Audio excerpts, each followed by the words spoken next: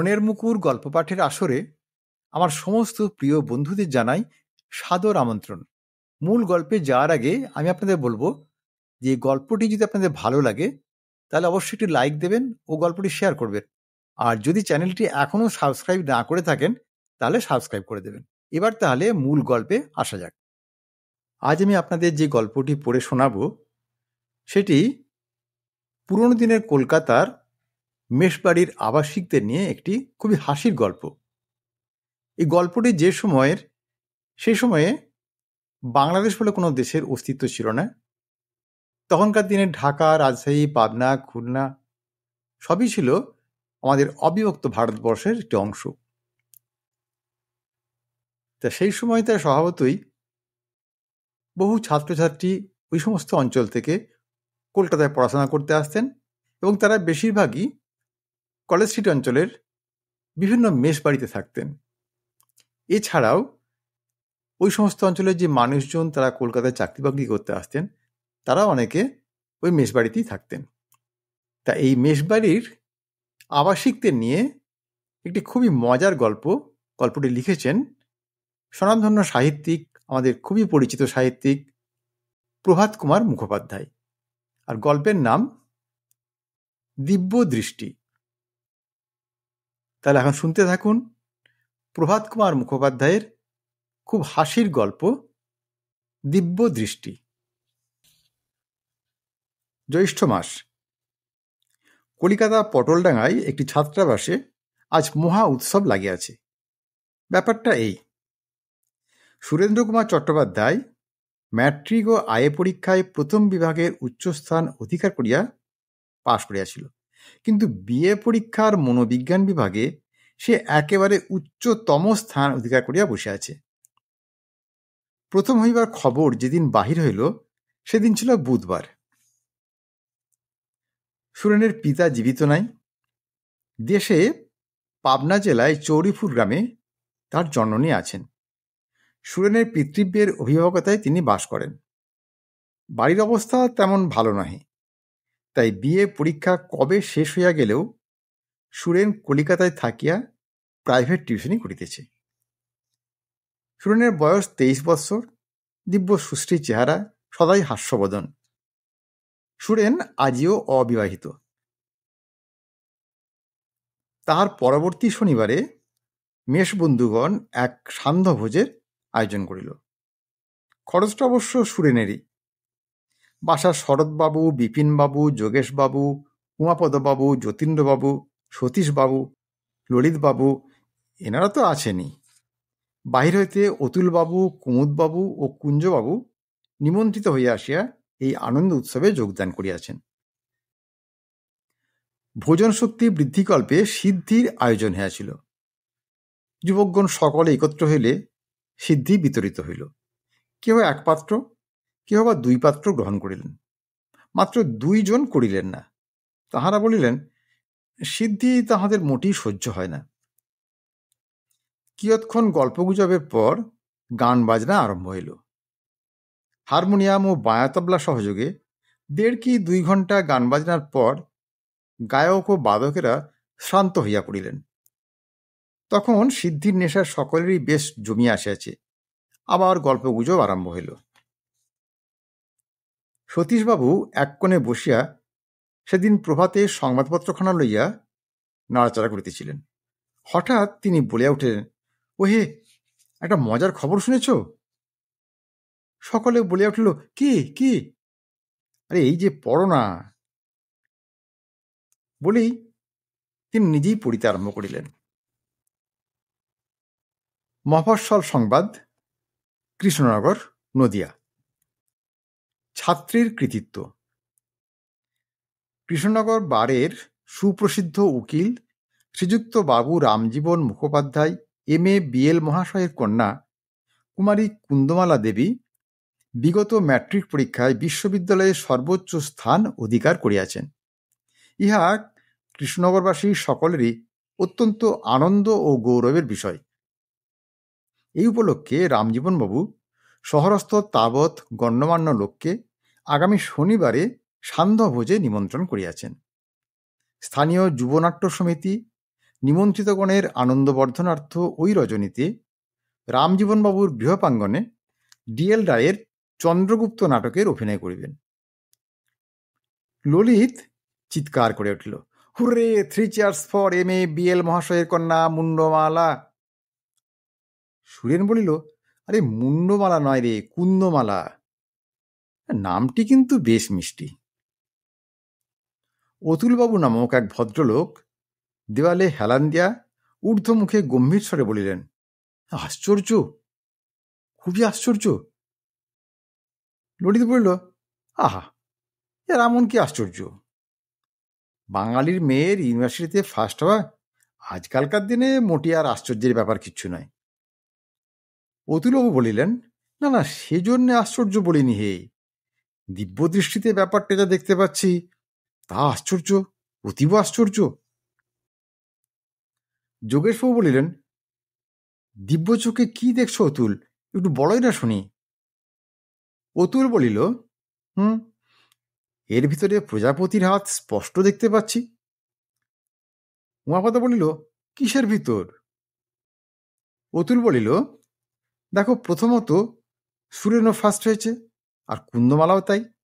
আর দ্বিতীয়ত সুরেনের কৃতিত্বের জন্য আনন্দভোজের আয়োজন আজ এখানে পটলডাঙ্গায়, আর কুন্দমালার কৃতিত্বের জন্যে আনন্দভোজের আয়োজন ঠিক আজই, ঠিক এই সময়ই কৃষ্ণনগরে চলছে। আর তৃতীয়ত সে কুমারী আর আমাদের সুরেন্দ্র কুমার, তারপর একজন চাটুর্যে, একজন মুখুজ্জে, করণীর ঘর। আর কিছু আছে? নিশ্চয়ই আছে। যে মুহূর্তে সুরেনের কানের ভিতর দিয়া কুন্দমালা নামটি পশিল, অমনি আকুল করিল ওর প্রাণ। নামটি শুনিও বলেছে, খাসা মিষ্টি নামটি কিন্তু।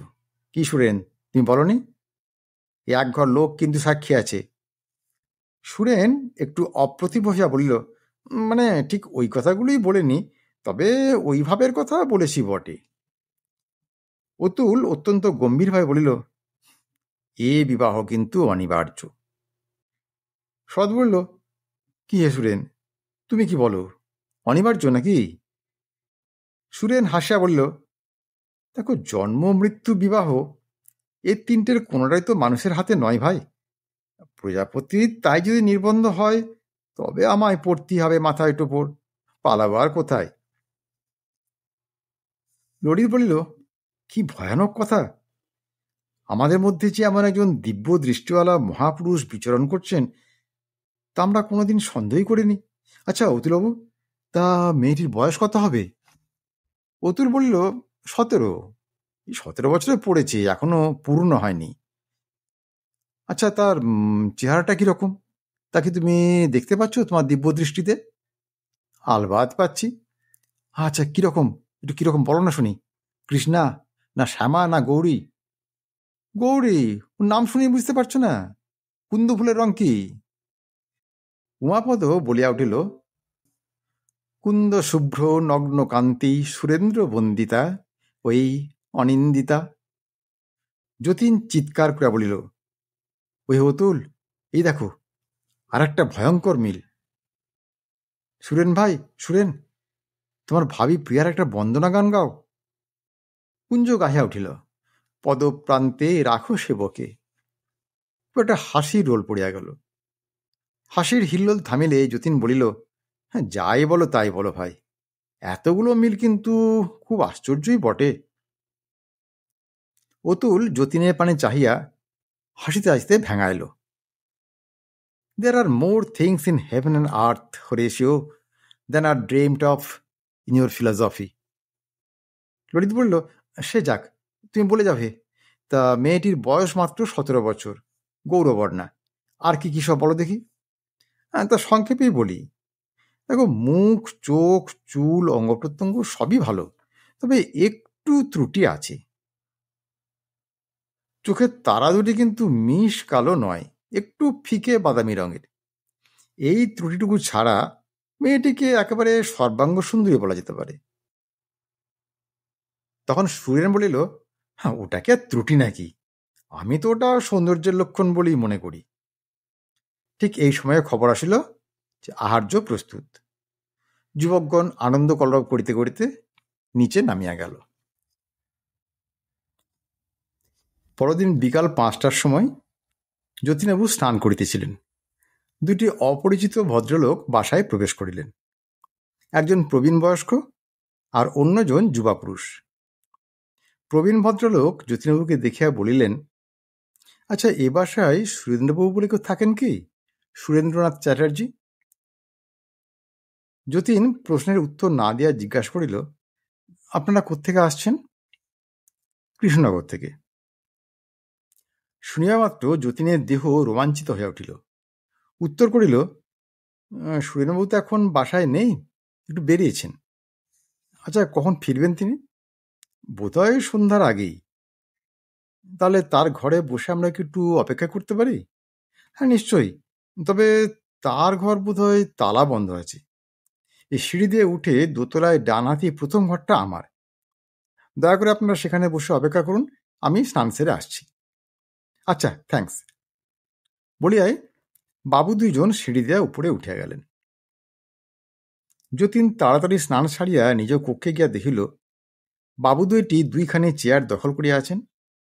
যতীন মাথায় শুষ্ক তোয়ালে ঘষিতে ঘষিতে বলিল, আপনাদের এক এক পেয়ালা চা দিতে পারি কি? প্রবীণ বাবুটি বলিলেন, দোকানের চা? না, থ্যাঙ্কস। যতীন বলিল, না না, দোকানের চা নয়, ওই যে স্টোভ রয়েছে, আমি নিজেই তৈরি করব। প্রবীণ ভদ্রলোক সংকুচিত হয়ে বলিলেন, আবার আপনি কষ্ট করবেন? যতীন বলিল, দেখুন, স্টোভ তো আমায় জ্বালতেই হবে, আমি একটু খাবো কি না। বাবুটি বলিলেন, আচ্ছা তাহলে। যতীন স্টোভ জ্বালিয়া চায়ের জল চড়াইয়া দিয়া নিজ তক্ত বসে প্রান্তে আসিয়া বসিল। বাবুটি জিজ্ঞাসা করিলেন, আপনার নাম কি? আমি শ্রী যতীন্দ্রনাথ চক্রবর্তী। ও, এখানে পড়াশোনা করেন বুঝি? আগে হ্যাঁ, সিটি কলেজে বিএ পড়ি, এবার 4th ইয়ার। তা বাড়ি কোথায় আপনার? আগে খুলনা জেলায়। খুলনা জেলার কোথায়? মাধবপুর গ্রামে। একটু থামিয়া যতীন বলিল, যদি বেয়াদবি না মনে করেন তা মশাইয়ের নামটা কি একটু জানতে পারি? হ্যাঁ, আমার নাম শ্রী সঞ্জীবচন্দ্র বন্দ্যোপাধ্যায়। আমি কৃষ্ণনগরের 2য় মুন্সেফের পেশকার, আর এটি আমার ভাগ্নে, নাম সুধীর কুমার মুখুজ্জে। ইনি সম্প্রতি ওকালতি পাশ করে কৃষ্ণনগরেই প্র্যাকটিস আরম্ভ করেছেন। এর পিতার নাম হয়তো আপনি শুনে থাকবেন, তিনি কৃষ্ণনগরের খুব নামজাদা উকিল রামজীবন মুখুজ্জে। গত কল্যকার আসরে সংবাদপত্র হইতে পঠিত নামটা যেন রামজীবন বলিয়া যতীনের মনে হইল। সন্দিগ্ধ স্বরে বলিল, রামজীবন? রামজীবন? আচ্ছা, তাঁরই মেয়ে কি এবার ম্যাট্রিকে ফার্স্ট হয়েছেন? সঞ্জীববাবু বিনীত হাস্য করিয়া বলিলেন, হ্যাঁ, কুন্দমালা, আমার ভাগ্নি। যতীনের সর্বাঙ্গ দিয়ে একটা রোমাঞ্চ বহিয়া গেল। কি আশ্চর্য! তাহলে অতুলবাবু কি একটা ছদ্মবেশী যোগী নাকি? মানুষের কি তাহলে দিব্যদৃষ্টি থাকতে পারে? হিন্দু ধর্ম কি তবে নিতান্ত বুঝডুকি নয়?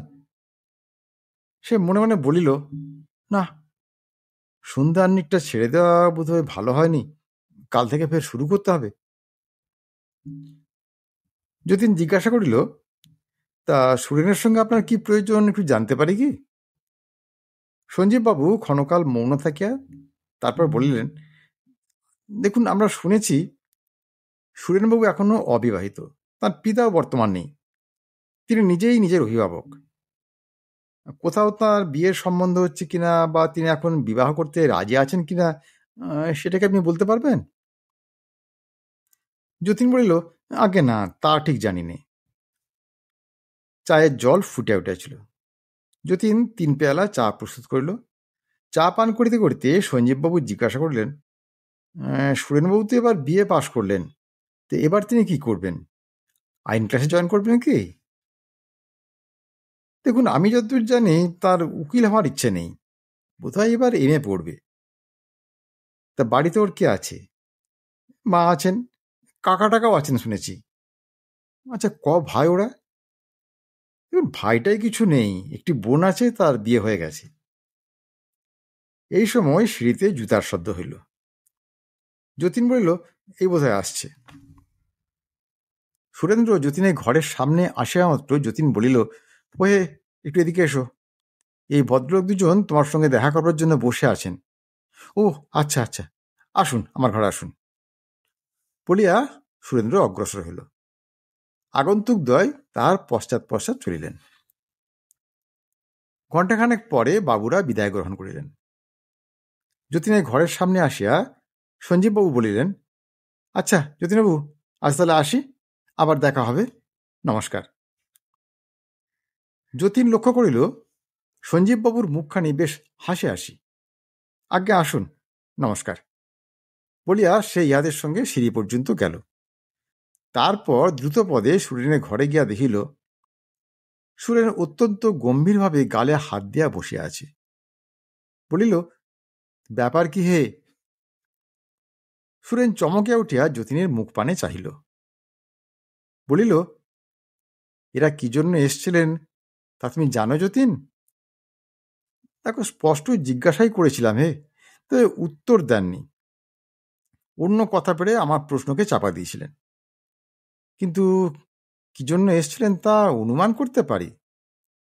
কুন্দমালার সঙ্গে তোমার বিয়ের সম্বন্ধ করতে এসছিলেন তো? সুরেন্দ্র বলিল, হ্যাঁ, কিন্তু কি আশ্চর্য কথা বলো দেখি। আশ্চর্য বই কি, কিন্তু এর এক্সপ্লানেশন কি? দেখো, আমি তো কিছুই খুঁজে পাইনি। আচ্ছা যাক, কি হলো তাই বলো দেখি। রাজি হয়েছ? হ্যাঁ, হয়েছি। দেখো, যখনই শুনলাম যে উনি কৃষ্ণনগর থেকে এসেছেন, কুন্দমালার মামা, আমি যেন কিরকম একটা হতভম্ব হয়ে গেলাম। যা যা বললেন তাতে আমি সব হ্যাঁ হ্যাঁ বলে গেলাম। তা আসছে রবিবারে আমি যাব কৃষ্ণনগর মেয়ে দেখতে। মেয়ে দেখে আমার পছন্দ হলে ওরা দেশে আমার কাকামশাইকে চিঠি লিখবেন, পরে যা যা করতে হয় সব করবেন। তা ওনারা আষাঢ় মাসেই বিয়েটা সেরে ফেলতে চান, কেননা তারপরেই মেয়ের জোড়া বছর পড়বে। আচ্ছা যতীন, তুমি কি একটা জিনিস লক্ষ্য করেছো? কি বলতো? ওর ভাইয়ের চোখের তারা। অতুলবাবু কুন্দ সম্বন্ধে যা বলেছিলেন, এরও অবিকল তাই। চোখের তারা কালো নয়, ফিকে বাদামি রঙের। না ভাই, আমি তো অতটা লক্ষ্য করিনি, কিন্তু আমি করেছি। কিন্তু যাই বলো যতীন, অতুলবাবুর কিন্তু আশ্চর্য ক্ষমতা। আচ্ছা দেখো, ব্যাপারটা কি তা অতুলবাবুকে গিয়ে একবার জিজ্ঞাসা করলে হয় না? এখন তো কোনো কাজ নেই, চলো না যাওয়া যাক তার বাসায়, একটু বেড়ানোও হবে। সুরেন বলিল, হ্যাঁ, তাকে কি আর এখন বাসায় পাবে?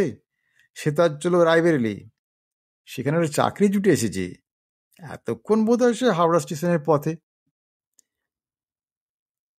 অবিলম্বে মেসের অন্যান্য লোকের মধ্যে কথাটা প্রচার হইয়া গেল।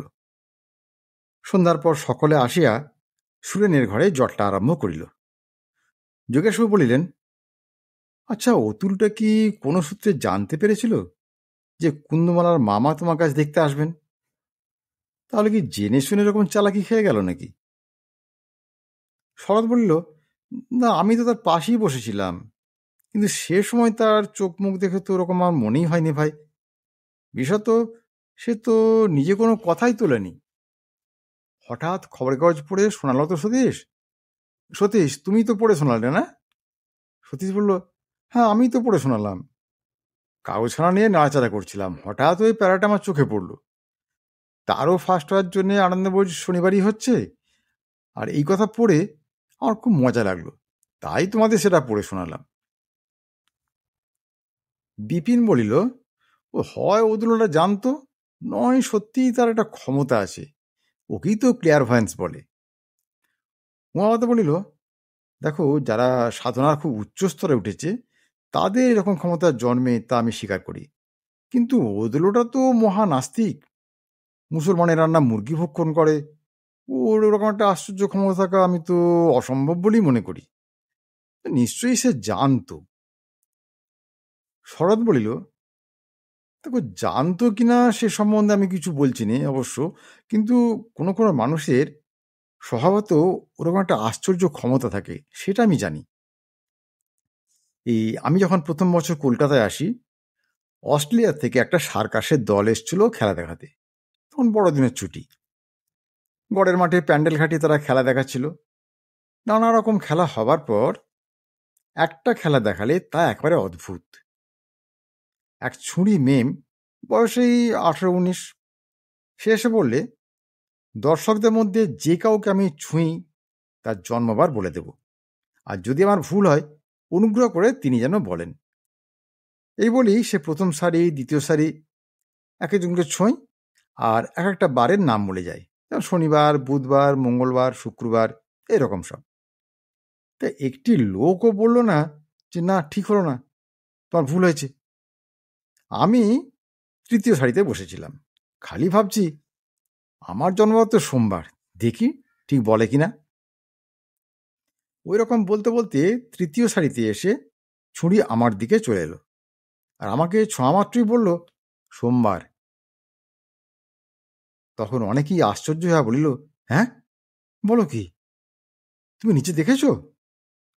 শরৎ বলিল, নিচে নদী কি প্রক্সিতে?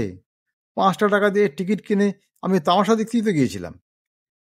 আমার মনে হলো আমার টাকা খরচটা সার্থক হয়েছে। তারপর আরো মজা শোনো।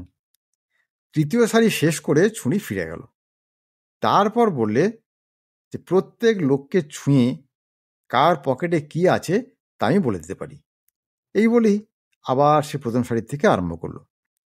এক একজনকে ছোঁয় আর বলে রুমাল, চাবি, পেন্সিল, নস্যি ডিপে ইত্যাদি। জনপ্রাণী কেউ প্রতিবাদ করলো না। আমার শাড়িতে এসে আমায় ছুঁয়ে ছুঁড়ি বললে, ওসব রুমাল, চাবি টাবি আর একটা জিনিস, যা বয়স্ক পুরুষ মানুষদের পকেটে থাকা সম্ভব নয়, ছেলে পিলেদের পকেটে থাকতে পারে। বললে কি যে ভাঙা বিস্কুট রয়েছে আমার পকেটে, কিন্তু সত্যি বলছি ভাই, আমার নিজেরই তা মনে ছিল না। হয়েছিল কি তা জানো? এটা 4-5 দিন আগে সেই কোট গায়ে পায়ে হেঁটে আমি শহর দেখতে বেরিয়েছিলাম। চাঁদনিতে সে বড় খিদে পায়, তখন 4 পয়সার বিস্কুট কিনেছিলাম খান কত, তার মধ্যে কিছু খেয়েছিলাম আর খান 2 পকেটে পড়েছিল। এ আমার প্রত্যক্ষ দেখা ঘটনা। তাহলে তোমরা কি বলতে চাও বলো?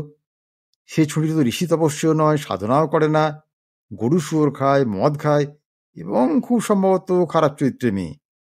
ও কি জানো, কোনো কোনো লোকের ওই রকম একটা আশ্চর্য ক্ষমতা থাকে। তাকে ক্লিয়ারভয়েন্সি বলো আর দিব্যদৃষ্টি বলো আর যাই বলো। তখন বিপিন বলিল, হ্যাঁ, ওই মাদ্রাজ অঞ্চলের গোবিন্দ চেট্টির কথা তোমরা শুনেছ তো? এই 15-16 বছর আগেকার কথা। সে সময় খবরের কাগজে প্রায়ই তার কথা বেরোতো, তবে সে ভবিষ্যৎ বলতো না, বর্তমান বলতো।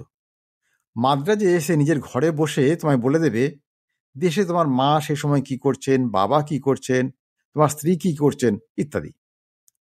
কলিকাতা থেকে কত লোক দেখতে গিয়েছিল। সুরেশ সমাজপতির সাহিত্য কাগজে তার বিবরণও বেরিয়েছিল। মনে আছে আমার বাবা বলতেন, যদি আমার দেহটা ভালো থাকতো আমি যেতাম। সেই গোবিন্দ চেট্টিও শুনেছিলাম বদ্ধ মাতাল। কুমুদ বন্ধু থিওজফি সম্বন্ধে কয়েকখানি পুস্তক পাঠ করিয়াছিল। সেও কয়েকজন মহাত্মার আশ্চর্য ক্ষমতার কথা প্রকাশ করিল। এইরূপ আলোচনায় রাত্রি ভোজনের সময় সমাগত হইল। পরবর্তী রবিবারে সুরেন্দ্র কয়েকজন মেষ বন্ধুসহ কৃষ্ণনগর যাত্রা করিল। মেয়ে দেখিয়া সকলেই খুশি। প্রত্যেকেই লক্ষ্য করিল কুন্দমালার চক্ষু তারকা সাধারণ বাঙালির মেয়ের মতো কালো নহে, উহা ফিকা বাদামি রঙেরই বটে। আষাঢ়ের শেষ সপ্তাহে কুন্দমালার সঙ্গে সুরেন্দ্রনাথের শুভ বিবাহ সম্পন্ন হইয়া গেল। বিবাহের 2 দিন পূর্বে দেশ হইতে তার পিতৃব্য কলিকাতায় আসিয়াছিলেন। পরদিন সকলে সদল বলে কৃষ্ণনগর যাত্রা করিলেন। শুভ দিনে কুন্দমালার সহিত সুরেন্দ্রর বিবাহ হইয়া গেল। কৃষ্ণনগরই কুশণ্ডিকা ক্রিয়া শেষ করাইয়া কাকা মহাশয় বরকনে লইয়া দেশে গেলেন। বরযাত্রীরা কলিকাতায় ফিরে আসিল। ফুলশয্যার রাত্রিতে প্রথম সম্ভাষণের পর সুরেন্দ্র নববধূকে বলিল, দেখো, আমাদের এই মিলন ব্যাপারের সঙ্গে খুব একটা আশ্চর্য ঘটনা জড়িত আছে। কুন্দ কৌতূহল হইয়া বলিল, কি আশ্চর্য ঘটনা? সুরেন বলিল, যখন তোমাতে আমাতে বিয়ের কোনো কথাই হয়নি, যখন তোমার মামা আমাকে দেখতেও যাননি, তখনই আমাদের এক বন্ধু ভবিষ্যৎবাণী করেছিলেন যে তোমাতে আমাতে বিয়ে নাকি অনিবার্য। আমার সে বন্ধুর এক আশ্চর্য ক্ষমতা আছে জানো, ভবিষ্যতের সব ঘটনা তিনি দিব্য দৃষ্টিতে দেখতে পান। কুন্দ বলিল, বলো কি, আমার নাম তোমার সে বন্ধু জানলেন কি করে? তখন পটলডাঙ্গার বাসায় 1 মাস পূর্বে শনিবারে যাহা যাহা ঘটিয়াছিল সুরেন তাহা সবিস্তারে বর্ণনা করিল। কুন্দমালা নামটি শুনিয়া মাত্র কিছু না জানিয়াও সুরেন যে মধুর মন্তব্যটি প্রকাশ করিয়াছিল তাহা উল্লেখ করিতে ভুলিল না। কুন্দ অবাক হইয়া সমস্ত শুনিতেছিল। সুরেনের কথা শেষ হইলে বলিল, খুব আশ্চর্য তো, তোমার সে বন্ধু নিশ্চয়ই একজন খুব ভালো গুরু পেয়েছেন, যোগসিদ্ধ বোধ হয়। সুরেন্দ্র বলিল, ছাই সিদ্ধ। তবে তিনি কি করেন? এই আমরা সকলেই যা করি। অন্যের জন্য রাত জেগে বই মুখস্থ করে এক্সামিন পাশ করেছেন, আর তারপর চাকরির উমেদারি। ওটা কি জানো, এক একজন মানুষের ওই রকম একটা ক্ষমতা জন্মে যায়, আপনা আপনি জন্মায়। তার জন্য জপ তপ সাধনা টাধনা কিছুই করতে হয় না। ওকে বলে ক্লিয়ার ভয়েন্স, মানে ক্লিয়ার ভিশন, দিব্য দৃষ্টি আর কি। আর ওরকম ক্ষমতা যার আছে তাকে বলে ক্লিয়ার ভয়েন্ট। খুব মুরব্বিয়ানার স্বরে এই কথাগুলি বলিয়া সুরেন গোবিন্দ শেট্টির ক্ষমতার কথা এবং অস্ট্রেলিয়ান সার্কাস দলের সেই মেমের ক্ষমতার কথাও যথাশ্রুত বর্ণনা করিল। কিয়ৎক্ষণ কুন্দ বিস্ময়ে স্তব্ধ হইয়া রহিল। তারপর মিনতির স্বরে বলিল, হ্যাঁ গা, তুমি এবার যখন এখানে আসবে তাকে সঙ্গে করে নিয়ে এসো না, আমি তাকে দেখব। সুরেন বলিল, সে তো এখন কলকাতায় নেই, পাঞ্জাব গেছে চাকরি করতে। যেদিন সে ওসব কথা বললে তার পরের দিন সে চলে গেছে। সে রায়বেরিলি হাই স্কুলের হেডমাস্টারের চাকরি নিয়ে গেছে। কুন্দ শুইয়াছিল। হঠাৎ উঠিয়া বসিয়া বলিল, কি বললে, রায়বেরিলি স্কুলের হেডমাস্টার? সুরেন কুন্দমালার এই হঠাৎ উত্তেজনায় বিস্মিত হইয়া বলিল, হ্যাঁ, কেন? আচ্ছা, তোমার বন্ধুর নাম কি বলো দেখি। কেন, অতুল, অতুলচন্দ্র গাঙ্গুলি। ও আমার পোড়া কপাল, বলিয়া কুন্দু মুখে হাত চাপা দিয়া ফুলিয়া ফুলিয়া হাসিতে লাগল। তার হাসি আর থামে না। এত হাস্য কেন, কি হলো, আই দেখো, এত হাস্য কেন বলো, বলিয়া সুরেন উঠিয়া বসিয়া কুন্দমালার মুখ হইতে হাত টানিয়া খুলিয়া দিল। আরও মিনিটখানেক হাসিয়া তারপর কুন্দ আত্মসম্বরণ করিতে পারিল। বলিল, হাসছি কেন জানো, তোমার সে বন্ধুটি যোগীও নন, ঋষিও নন, গোবিন্দ শেট্টিও নন, আর ক্লিয়ার ভ্যান্টও নন। তিনি আমার অতুলদা। ওই যে আমার মামা তোমায় দেখতে গিয়েছিলেন, তিনি তো অতুলদার পিসামশাই। অতুলদা তো কতবার এখানে এসেছেন। বাবা তাকে একটি ভালো পাশ করা পাত্রের সন্ধান করার জন্য চিঠি লিখেছিলেন। অতুলদাই তো বাবাকে তোমার কথা লেখেন। আর অতুলদা রায়বেরিলি চলে যাবেন বলেই দাদাকে নিয়ে মামা তাড়াতাড়ি ওই দিন তোমায় দেখতে গিয়েছিলেন। আর তিনি যখন তোমাদের ভোজের সভায় ওই ক্লিয়ার ভয়েন্টকে ফলাচ্ছিলেন, তখন তিনি বিলক্ষণ জানতেন যে মামাবাবু দাদাকে সঙ্গে নিয়ে পরের দিন 10টার গাড়িতে কৃষ্ণনগর থেকে কলকাতা রওনা হবেন। বাবা তাকে আগেই চিঠি লিখেছিলেন যে। ও, তোমায় সে দেখেছে? আরে 1000 দিন দেখেছে। সুরেন কয়েক মুহূর্তকাল নীরবে বসে রইল। তারপর বলল, কি আশ্চর্য ব্যাপার, ভারী ঠকানটাই শালা আমাদের ঠকেছিল তো। উফ, আমার চোখের সামনে থেকে একটা পর্দা উঠে গেল। দাও, আমার 1 গ্লাস জল দাও। আজকের গল্প তাহলে এখানেই শেষ করছি। গল্পটি কেমন লাগলো তা কমেন্ট করে জানাবেন। আর যদি ভালো লাগে তাহলে একটা লাইক দেবেন ও গল্পটি শেয়ার করবেন। আর যদি মনের মুকুর চ্যানেলটি এখনও সাবস্ক্রাইব না করে থাকেন তাহলে এখনই সাবস্ক্রাইব করে দিন। আজ তাহলে আসি বন্ধু, খুব শীঘ্রই আবার হাজির হব এরকম একটি সুন্দর গল্পের ভিডিও নিয়ে। ততক্ষণ সবাই খুব ভালো থাকুন, সুস্থ থাকুন, আনন্দে থাকুন। নমস্কার।